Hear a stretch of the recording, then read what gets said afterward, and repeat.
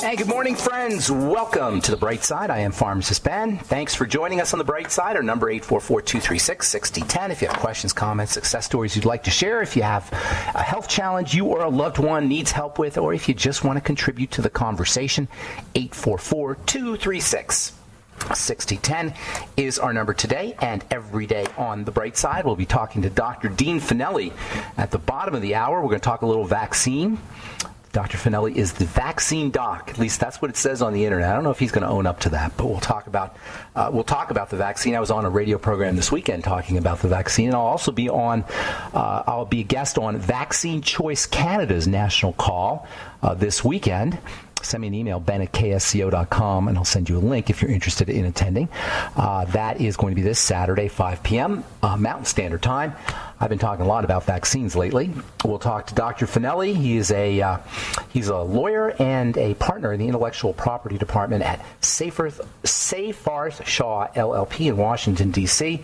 They specialize in pharmaceutical and biotechnology IP. We'll talk to Dr. Fennelly about the vaccine. At the bottom of the hour, we'll get your calls in our next segment, 844-236-6010. If you want to purchase longevity products, go to brightsideben.com, pharmacistben.com, or criticalhealthnews.com. Even better, if you want to start a home-based business, if you're an entrepreneur or you like the entrepreneur lifestyle, click on the Join the Team link at brightsideben.com, pharmacistben.com, or criticalhealthnews.com, and start a home-based business selling nutritional products, selling longevity nutritional products, and helping change the world at the most basic and fundamental level there is. That is not hyperbole. That is not an exaggeration. You can literally change the world by helping people change their health, good individual health, the health of us as individual human beings will ultimately, I believe, change the entire planet. You can't do anything else if you're not healthy. Nothing else matters if you're not healthy. And the key to good health is understanding how to eat right and understanding how to use nutritional supplements. If that sounds interesting to you and you want to start a home-based business and you want to be your own boss and you want to be in the nutrition field, please click on the Join the Team link at brightsideben.com, pharmacistben.com, or criticalhealthnews.com. You can also call 866-735-2470, 866-735-2470. All right, we'll be talking to Dr. Dean Fennelly at the bottom of the hour. We'll get your calls in our next segment if we have calls. 844-236-6010. I want to continue discussing butyrate, butyric acid, butanediol, or butanediol, I think it's called. In any case, sodium butyrate is how it comes as a supplement. Butyrate or butyric acid is a short-chain fatty acid. It's a fiber-derived substance. By the way, we're going to have Sean Baker. Finally got a hold of Dr. Sean Baker in a couple of days on Wednesday, and we're going to talk about why he thinks fiber is not important, considering that it is a major source of butyrate, microbiome-derived butyrate, and has tremendous health benefits for the health of the brain, for mood. Butyrate is anti-anxiety. Butyrate supports sleep. Butyrate boosts your libido. Butyrate supports your intestinal health, your immunity, and on and on and on and on. There are so many ways butyrate improves human health. It's very difficult to see how anyone can marginalize it and the sources and its sources, including fiber. And as I say, we'll have Sean Baker on, the author of The Carnivore Diet, here in a couple of days. Thank you, Rob, for doing that, by the way, for hooking me up with Dr. Baker. I spoke to Dr. Baker a couple of days ago, and I'm excited to have him on. Anyway, butyrate is also important, for the vascular system, and has benefits for the circulatory system and also for the heart. All the short-chain fatty acids. There's three main ones. We talk about butyrate all the time. That's the one that all the research is associated with. Most of the research on SCFAs, short-chain fatty acids, are on butyrate, although acetate, acetic acid, and propionate, or propionic acid, are two other short-chain fatty acids. They're probably all similar. They probably all have similar effects. Nonetheless, we focus on butyrate because that's where most of the research is. Anyway, the short-chain fatty acids, like butyrate, inhibit cardiac inflammation. It's a general anti-inflammatory. This is one of the reasons why the butyrates have so many diverse benefits for the body, because it's an anti-inflammatory. They are anti-inflammatory, the short-chain fatty acids. And they can also have cardiac benefits for preventing what's called myocardial hypertrophy, colloquially known as an enlarged heart. This is a classic sign of heart disease, sometimes valve disease. And short-chain fatty acids can have a beneficial effect on this enlarged heart symptom. This is one of the main reasons, folks, why digestive health issues can lead to heart problems. This is one of the main reasons why the health of the microbiome, the health of the intestine, the health of the entire digestive system is related to the cardiovascular system. And it also points to the fact that working on your intestine and working on your microbiome is going to be critical for your cardiac patient. Could it be the heart disease, which is the number one cause of death in this country and around the world, is really a secondary manifestation of poor intestinal health? Could it be that a dysbiosis, messed up gut bacteria, leaky gut syndrome, even things that involve the stomach like achlorhydria, low stomach acid, maybe that's why heart disease is such a problem. Now, I don't know if it's the only reason why heart disease is such a problem, but clearly it's a big reason why heart disease is the leading killer in this country. Yet, if you go to a doctor, you're going to get an ablation, or you're going to get a beta blocker, or everybody's going to focus on your heart. This exemplifies the well-meaning silliness of the medical model. I say it's well-meaning. They don't mean to kill anybody. They don't mean to cause harm. But it's just silly. Tell that to your cardiologist if he's focusing on the heart. Why aren't we focusing on the intestine? That's where it all starts. At least that's one of the places it starts. This gut-heart connection is not something that you hear talked about by the mainstream medicine. You're not going to hear it by the mainstream medical model. You're not going to hear it on television.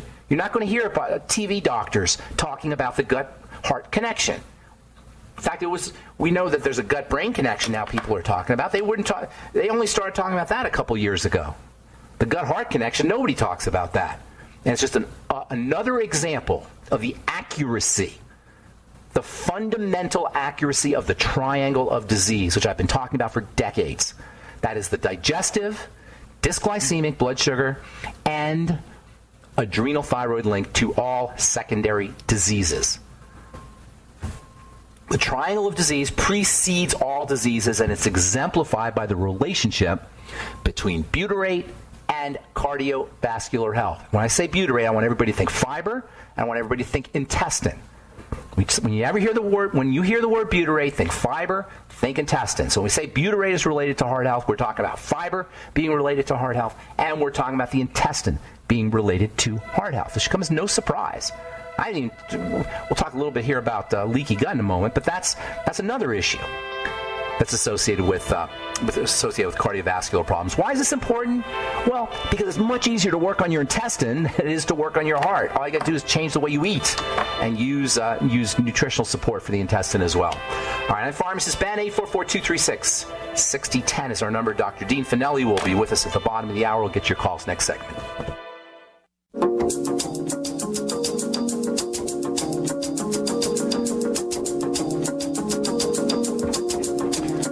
Back on the bright side, I'm Pharmacist Ben. 844-236-6010 is our number.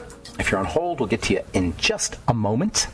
We'll talk to Dr. Dean Fennelly about the vaccine here at the bottom of the hour. Dr. Fennelly is a PhD who works in the pharmaceutical industry. He actually specializes in IP, and no surprise, he's actually pro-vaccine. I've been on Dr. Fennelly. He's a good guy. I've been on his podcast, and he's definitely a good guy. I'm not sure how he can justify being pro-vaccine, but we'll talk about that as well. I was on his podcast maybe a month ago talking about the vaccine. I'm also going to be on, I think it's called Anti-Vax Canada. Not sure. I think that's what it's called. I'll be on their Zoom call, their national Zoom call this weekend. They have really cool guests on. I'm very honored to be on that. They had Dr. Christine Northrup on a couple of weeks ago, and they also had Dr. Andrew Kaufman. If you haven't heard Dr. Andrew Kaufman's stuff, he is amazing. He's one of the best when it comes to understanding how the fallacy of COVID, the fallacy of vaccination. Andrew Kaufman, you can't really find him on YouTube anymore. They censored him. I found out I was censored on YouTube over the weekend. But you can find him on Brand New Tube or BitTube, or there's a whole bunch of alternatives to YouTube now. And I really encourage you to check out his work, Andrew Kaufman. He like myself, he smelled a rat from the very beginning. And his stuff is really good stuff, Andrew Kaufman. So we'll talk to Dr. Fennelly at the bottom of the hour. We'll get your calls here in just a moment. 844-236-6010. See, I wanted to couple of things I wanted to read you here. I'm just going to get to one. We'll get to the other one tomorrow. This is from the International Journal of Molecular Science. Multiple sclerosis, melatonin, and cerealize and gut microbiome-derived butyrate are involved with the immunity that's linked to, or the immune problems that are linked to multiple sclerosis. How do you like that? Quote, gut dysbiosis lowers production of the short-chain fatty acid butyrate. Butyrate is a significant positive regulator of mitochondria, as well as suppressing the levels and effects of ceramide, which is an inflammatory molecule in the body. I'm telling you, folks, all you got to do is start researching. All you got to do is start looking at the papers. This is not, the stuff I talk about on this program is not just stuff I made up. There's tons of literature, tons of research that links molecules like butyrate to well-being, to immune activation, to being anti-multiple sclerosis. And by the way, how long have I been talking about the relationship between the intestine and multiple sclerosis? There's another quote. Recent data highlight the important roles of the gut microbiome, gut permeability, in the pathophysiology of multiple sclerosis, unquote. Dr. Walls talks about this, and she says fasting and the ketogenic diet are important for dealing with multiple sclerosis. Remember, multiple sclerosis is an autoimmune disease. It's just one type of autoimmune disease. So if something's involved in the pathophysiology of one autoimmune disease, you can rest assured it's going to be involved in the pathology or the pathophysiology, which means the development of the disease, in all autoimmune problems. This has to do with how things get into the blood, the activation of the immune system. This is not hard to understand if you just know a little biochemistry, a little bit. And there's no excuse for a medical professional to not know just these basic ideas about how the body is put together. And multiple sclerosis is just a god-awful, horrible affliction. People die from multiple sclerosis, and before they die, they're miserable. All right, 8442, and there's nothing doctors can do except give you prednisone or some kind of biologic drug that suppresses the immune system. This is my problem with the vaccine, folks. When we medicate, it allows us to not find the cause of the problem, or not to support the body's ability to handle the problem. That's the problem with that, among others. But that's one of the main problems with vaccination is we don't support the body. We say we're smarter than the body. We're better than the body. We know how to handle the body. It puts us, or the medical model, in control of the body. No. We want to be supporting the body. The body should be in control, not the medical model. All right, 844-236-6010 is our number. Let's go to our friend Chris, who always has something interesting to say, in Texas. What's up, Chris? Absolutely. We are friends, and I got something really positive. And, love is a very positive thing. And let me tell you something. I have never voted Republican before because I'm not in that tax bracket, but everybody else in my family does vote Republican. But I do watch CPAC, though.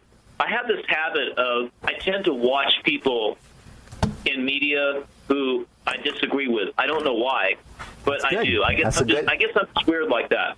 No, that's good. I find it hard to do that. I try to do it, but I find it hard to do it. But that's good. I admire that you do that. I admire you for doing that. Let me get to the point.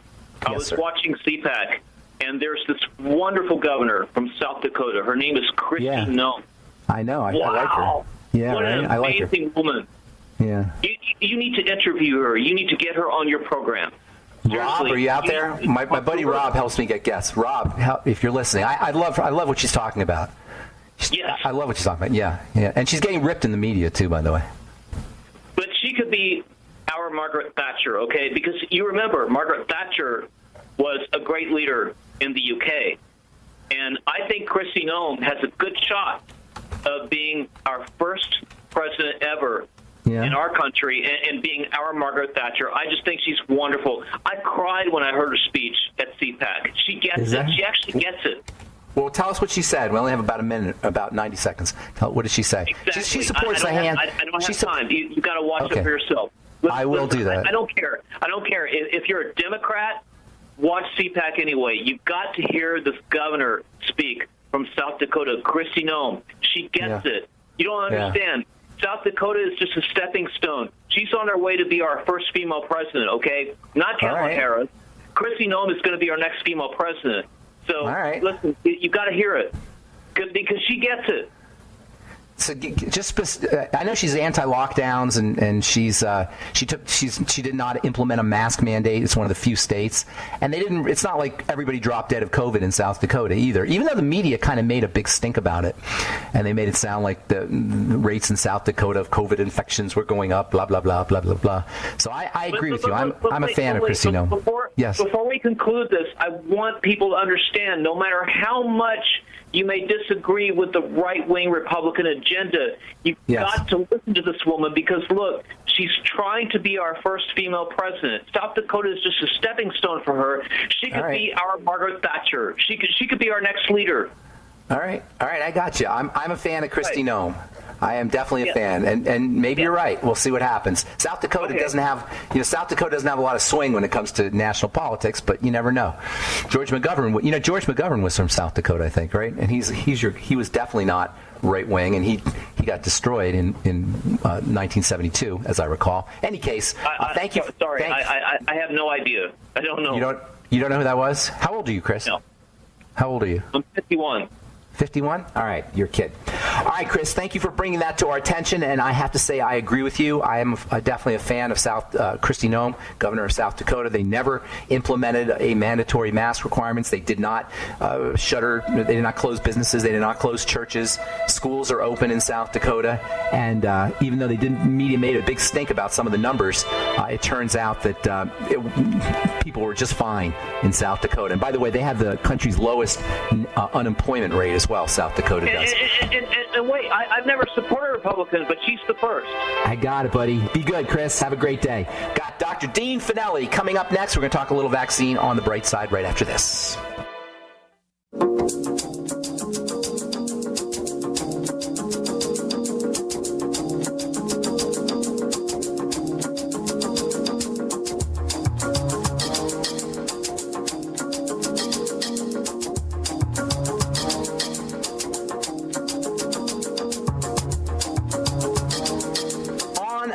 Bright side, I'm pharmacist Ben. We're on the air Monday through Friday, 8 to 9 Pacific and 10 to 11 Central Time. 24/7 on the archive pages at benfuchsarchives.com, also brightsideben.com. We've got a search engine up.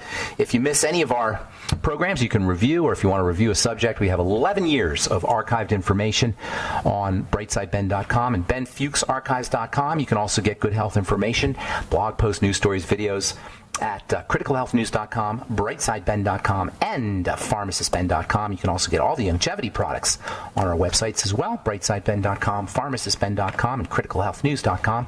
And then our Truth Skin Health products, all formulated by myself in my compounding pharmacy for healing wounds and helping folks deal with various skin health issues like acne and eczema and psoriasis, as well as anti-aging. Health equals beauty, and all our Truth Skin Health products are health products first for the skin. Topical health products for the skin, and that means they're beautification products as well, because health equals beauty, and that's why we have 1,600 plus 4- and 5-star reviews, which you can check out at truthreviewed.com, truthreviewed.com for our reviews, and truthtreatments.com for all our Truth Skin Health products. All right, I'm looking forward to speaking to our guest today. Dr. Dean Fennelly is an advisor to the chemical industry, the pharmaceutical industry, the biotechnology industry. He's a research scientist who specialized in synthesizing biological compounds, including antibiotics, pharmaceuticals, agrochemicals. He's also a lawyer, and he has a legal expertise in the pharmaceutical and biotechnology industry. He is pro-vaccine. He supports the vaccine. I've been on his program. We had a conversation, and I've been saying for months now that I want to talk to somebody who is pro-vaccine, and I can think of no more intelligent representative of the pro-vaccine side of the equation than Dr. Dean Fennelly. Please welcome Dr. Dean to the bright side. Hey, Dean. Hi, how are you? Thank you for that introduction. Yes, thank you for coming on. I have been wanting to talk to somebody who is pro-vaccine for so long because, as you know, from when I was on your program, on your podcast, I definitely have I take the opposite point of view. So tell me, as a research scientist, as somebody who's involved with the pharmaceutical industry and the biotechnology industry, how do you see it? What's your take on the vaccine specifically? So specifically, I think, there's certainly a role for therapeutics and there's a role for vaccines. When we look back historically over since vaccines have been developed, I mean, quite literally, they've saved billions of lives. And, certainly I understand as a health system in this country, we tend to be more reactive. We tend to kind of wait till we get sick and then look to therapeutics to treat us. So certainly I also take the view that we should certainly be more proactive and teach people how to live healthier lifestyles and avoid therapeutics unless they're necessary. Now, in this case, the vaccines, in my opinion, I think are necessary. We're seeing a situation where financially the country has been turned upside down. Socially, our kids are out of school. People are, we're quarantining healthy people, which, as we discussed, is kind of not really historically the way medicine works. And, just when we look at the number of deaths associated with the virus, whether you think they're all directly attributable to the virus or, whether there's a group of people, certainly this affects people over the age of 65, over the age of 70 and greater amounts than younger people. So whether you say it's directly due to the virus or maybe those people were sick to begin with, certainly debatable. But what's not debatable is there's a huge increase in the amount of deaths that are attributable, in my opinion, to the virus. So I think in this case, the vaccines and the use of vaccines and the mass use of vaccines to the general public is appropriate to kind of get us where we need to be and get us that shot in the arm that kind of generates that immune response to just get us through this. You're not troubled by the fact that vaccines, which are basically a chemical cocktail, when you get a vaccine, you're not just getting the antigen itself, or in this case, you're not just getting the genetic material itself. You're getting a chemical cocktail. There's got to be support ingredients. In ordinary vaccines, there's things like adjuvants and emulsifiers and things, preservatives, things that pull the whole thing together. In this vaccine, you got this fatty bubble that the genetic material is surrounded in. You're not troubled by the fact that that stuff is being injected into the bloodstream? In addition to the antigen? I'm not. And the reason why is, when and you're absolutely right. So the Moderna and the Pfizer vaccines, they are the mRNA vaccines, as we know, and that mRNA, it's very degradable. Your body will break it down very quickly. So in order to get it into the cells to generate this immune response, you need to put it in basically that glob of fat. And that fat is comprised of 4 components. It's an ionizable fatty lipid, which, basically is a long-chain fat. It has a steroid in there like cholesterol, not an anabolic steroid, just a natural steroid compound, cholesterol. It's got a pegylated... Hold on right there. Let's talk about pegylated, okay? Sure. So that's PEG, right? Polyethylene glycol, right? Exactly, so yes. How is that polyethylene glycol manufactured? How is that made? That's made in a lab. It's not. It's made industrially. The polyethylene glycol is not. The bubble is made in a lab. But the PEG is obtained industrially. And when you're making PEGs, when you're ethoxylating glycols to make polyethylene glycol, there are byproducts that are produced, true in trace amounts, but some of these byproducts are things like dioxin that are produced in PEGs. And so how do we know that those PEGs that go into forming the bubble, how do we know that those PEGs are completely purified? Does anybody know that? Well, there's always going to be trace amounts. There's always going to be trace amounts of things.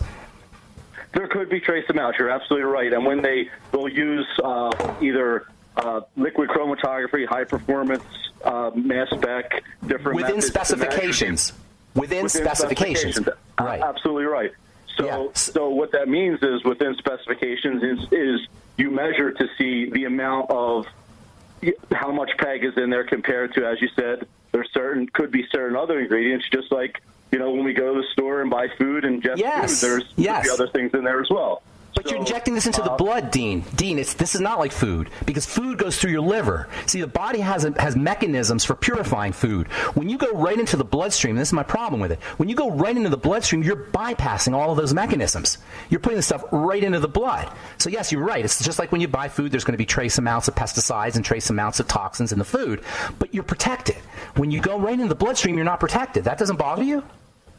Well, I disagree with you, because when you think about when you eat food, it goes into your stomach, it's absorbed through your intestines, and it gets into your bloodstream, then it gets into the liver. Similarly, analogously, I should say, when you inject the vaccine, it's not an IV vaccine. It's an intramuscular vaccine. So in a similar way, it's getting into the muscle. It gets absorbed into the muscle. Now, one of the things I think a good point that you're bringing up is the systemic delivery of the injection that gets to the liver. And a lot of people, you hear these people that after that second injection of Moderna or Pfizer, they're going to have that period of 24 hours of flu-like symptoms, fever, where they just feel like they need to stay in bed.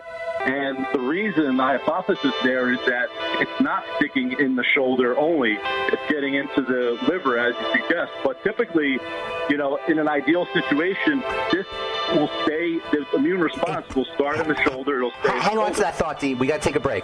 We'll continue and come back. We got Dean Fennelly on. We're talking vaccine. I'm Pharmacist Ben. You're listening to The Bright Side. We'll be back right after this. Okay, we're back on The Bright Side. We're talking to Dr. Dean Fennelly. He's an advisor to the chemical, pharmaceutical, and biotechnology industries, and he's done a lot of research. He's a research scientist who's synthesized various biologically active compounds. Dean, I'm sorry I had to interrupt you there, but I want you to continue talking about the second dose you were saying. Yeah, so the second dose, we've heard that a lot of people, after they get that second dose, maybe not a lot. I mean, according to the trial, it's 20%, but it feels like, people I've talked to, it's a lot more than that. But nonetheless, it seems like after that second shot, people are having that period for 24 hours where they, are in bed, they feel like they have flu-like symptoms, high fever, muscle aches, and just generally not feeling well. And the belief is that when you inject that shot into the shoulder, that it's not staying in the shoulder and the immune response is not, acting only in the shoulder. It's actually getting into your system, getting into your liver, and that's what's causing the metabolism in your body to have that reaction. Now, there are new of these LNPs, the carrier, that are being developed that kind of make it stay in your shoulder, so to speak, that the theory would avoid these side effects. But, to your point, you're right. The injection is in your shoulder. It's not in your veins. It's not intravenous, but it does travel into the body systemically and get into your liver, and it is metabolized there. And the belief is that's why people are getting that 24-hour period of, those flu-like symptoms. Right. So when you talk about getting into the bloodstream, and you're right, it is IM, but eventually it's going to get into the bloodstream, and that means you're going to have systemic absorption of things. So when you talk about these fats, you're not just talking about fats. I mean, fats sound so benign. Yeah, cholesterol and phosphocholeins and such, these lipofats, or these phospholipids, I should say, they're getting into the bloodstream. But so is 4-hydroxybutyl-azane dihexane 6,1-diol bis-2-hexyldecanoate. How smart is that? To put substances like this, these complex chemicals, into the body that the body has no understanding of from an evolutionary perspective. Right, and I think certainly when you look at it that way, when you talk about there's in such minute quantities, certainly you could say, all right, they're in your body, you're doing harm, but at some point you have to say, all right, there's a minimal threshold where, it's not going to do as much harm, and the harm that I could get by getting the virus far outweighs, the minute amount of these potential other substances that are, potentially getting into the bloodstream. Okay, so you raised an interesting point here. You've got a virus that I think now let's say 500,000 people have died and maybe 30 million people have gotten, right? So that's less than 10% of the population. So do you think it's appropriate to mandate vaccinations? And by the way, politicians don't understand that vaccines are not magical force fields that the virus bounces off of. And that's not the case at all, as I'm sure you know. Vaccines keep you from getting severe symptomology. They don't prevent infection. They don't prevent transmission that we know of. But the political point of view is that the vaccine is somehow going to make everybody safe. Considering that it's not even a vaccine, really, Dr. Fennelly, it's an experimental vaccine, and I think it's very important we put the word experimental in there before we say vaccine. Do you think it's appropriate that we do this kind of experimenting on humanity with an experimental vaccine for something that is not really even going to affect most of the population? 90% of people are not going to have not gotten COVID that we know of, and many of the people who have gotten it, who are presumably going to be forced or are going to be encouraged at least to take the vaccine, already have antibodies. Do you think it's appropriate to conduct this experiment, mandate experimental drugs on people? Certainly, I do not think that the government or anyone should tell people you have to get this vaccine. And we haven't seen that at this case yet. Certainly you could say it's indirectly being mandated. If you want to fly to a foreign country and fly back to the U.S., you have to have proof that you're negative. So, in that regard, you could say it's indirectly mandated, but I don't believe we should force Americans to take this. As you mentioned, it's probably even higher than 90%. It's probably 95% of people will not, have if they even get the virus, will not have those serious effects. But the point is that 5%, there's 7 billion people in the world. There's, over 300 million Americans. 5% is a big number. And, I think looking back on this, we probably should learn a lot in the short term about healthcare overall. I think locking down society was a mistake. I think, shutting down schools, for this long was a mistake. I think at that initial point, maybe last March 2020, where we're still learning things, okay, let's figure it out. But by last summer, enough information was out there, but I'm getting a little off point, to kind of change the healthcare aspects, the public health aspects of how this was handled. But back to the point about the vaccine and the virus, this is the way I look at it. You have this virus that we've all seen the pictures of the virus. It's that sphere that has the spike proteins, and it has RNA inside of it. So, let's call that natural RNA. It's a natural coronavirus. Then you look at it from the point of view of the Pfizer and Moderna vaccines. They have this, let's call it that glob of fat, whether it contains minute amounts of other substances in there that may or may not affect the body, we could argue about, but it also has RNA in there, mRNA, that codes for that spike protein. So, you're basically weighing, okay, here's mRNA in the virus that will get into a certain amount of people, particularly people over 65, and have a very serious effect. Here's mRNA in the vaccines that's in this glob. Yes, it's made in a lab, it's man-made, but which RNA would you rather have? Is the risk of getting the RNA from the virus worse than the potential long-term risks of getting a vaccine?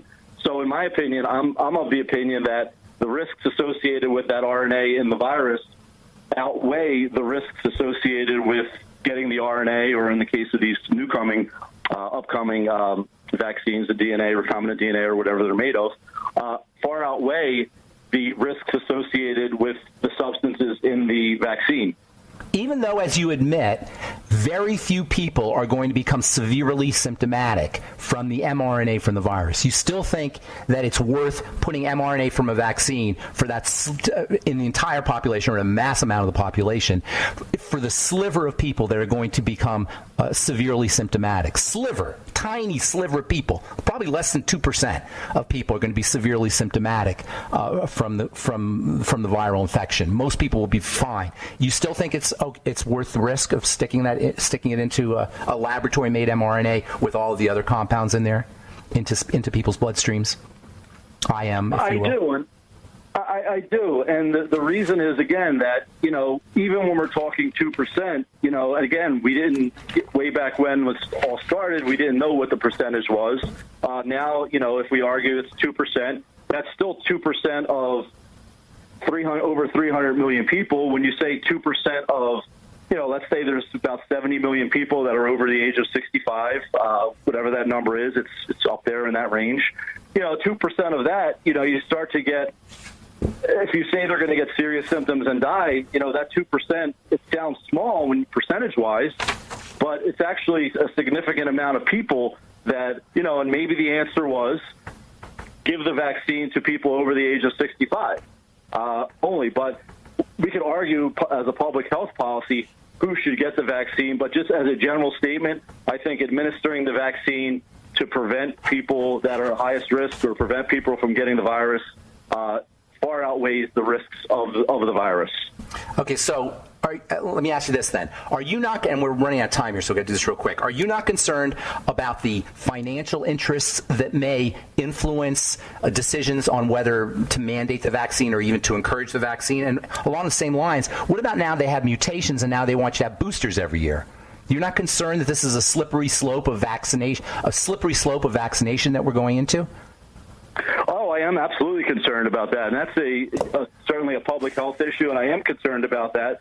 About lockdowns, about extensive lockdowns. I mean, when you compare this to the flu, relatively speaking, the flu, 150 million people get the flu vaccine. That, in certain years, give or take, you have tens of millions of people that get the flu virus, but, a fraction of them, even less than 2%, have a mortality associated with the virus.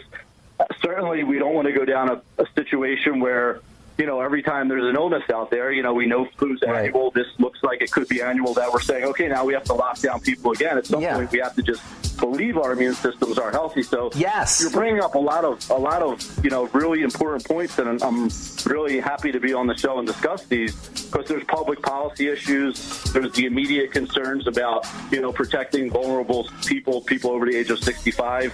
And I think there's the overall question of, as, you're an advocate, I listen to your show, about just overall health. That's important here. And that's, in my opinion, if we learn anything from this, we need to, as a society, be healthier. Thank you. Treat health prophylactically, not, therapeutically. Dean, thank you so much for coming on The Bright Side. Appreciate it. We're out of time. We'll talk again soon. My pleasure. Have a beautiful day. Thanks, buddy. That was Dr. Dean Fennelly, and that was the pro-vaccine take, and I'm glad he was on the program to share that. Thanks for listening to The Bright Side, friends. I am Pharmacist Ben. Have a wonderful, beautiful, awesome, spectacular day. We'll talk to you later, folks. Bye for now.